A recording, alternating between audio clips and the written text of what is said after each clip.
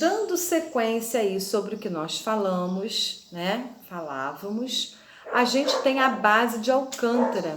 O que falta para deslocar, né? O que nós temos aí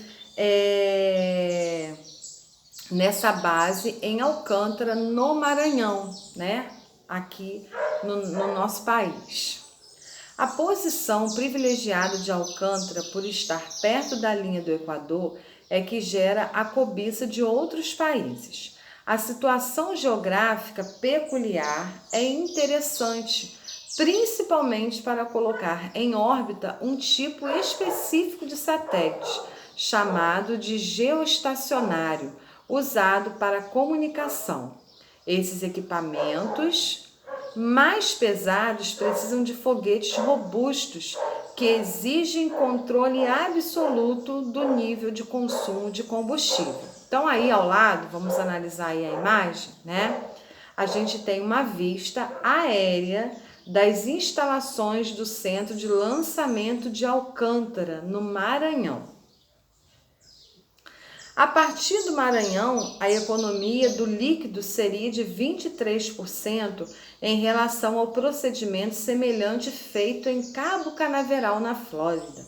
O local no Brasil permite usar no máximo a rotação da Terra para impulsionar os lançamentos. No entanto, a instalação brasileira não tem condições de fazer esse tipo de operação atualmente.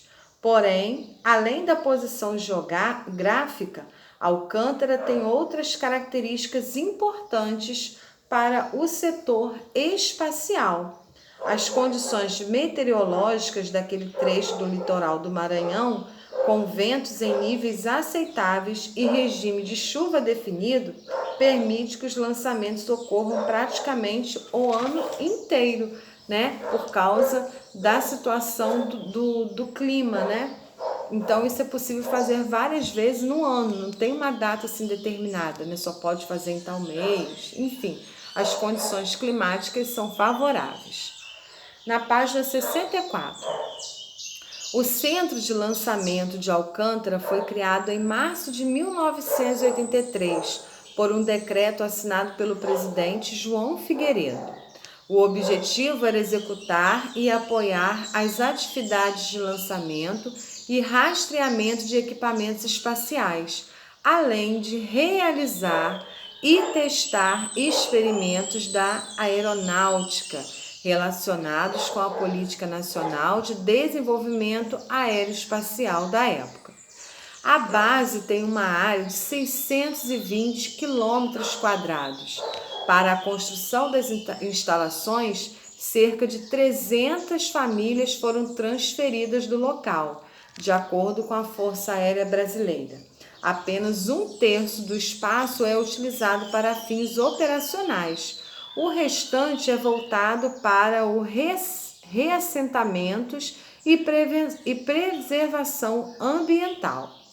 Hoje, Alcântara conta com uma infraestrutura tímida que permite apenas o lançamento de foguetes com experimentos científicos a bordo, como o suborbital VS-30, que partiu às 13h43 no dia 9 de dezembro do ano passado. Quase 700 pessoas participaram do projeto. Então aí, as imagens a seguir mostram um pouquinho desse espaço, né?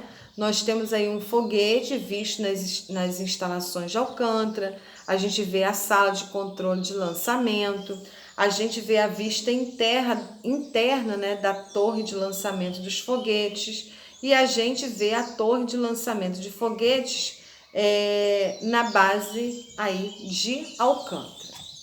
No caso das viagens espaciais para as pessoas comuns, deslocamentos em voos suborbitais que atingem um limite entre a atmosfera e o espaço podem ser realidade trivial em uma década.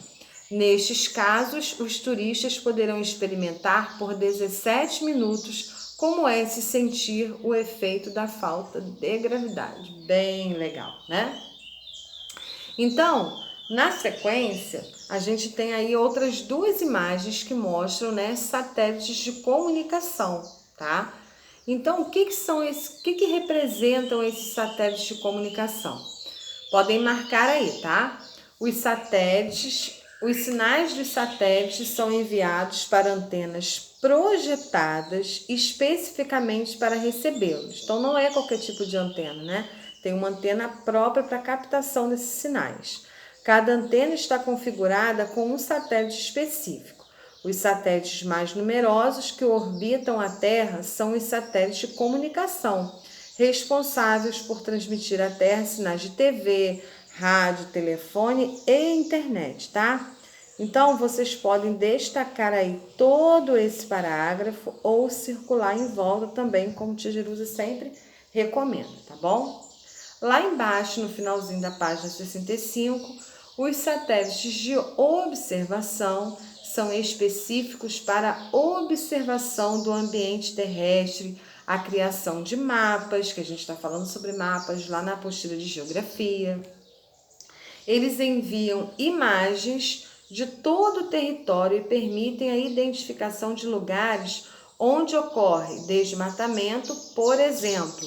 Vocês também podem aí destacar, contornar em volta aí essa informação dos satélites de observação.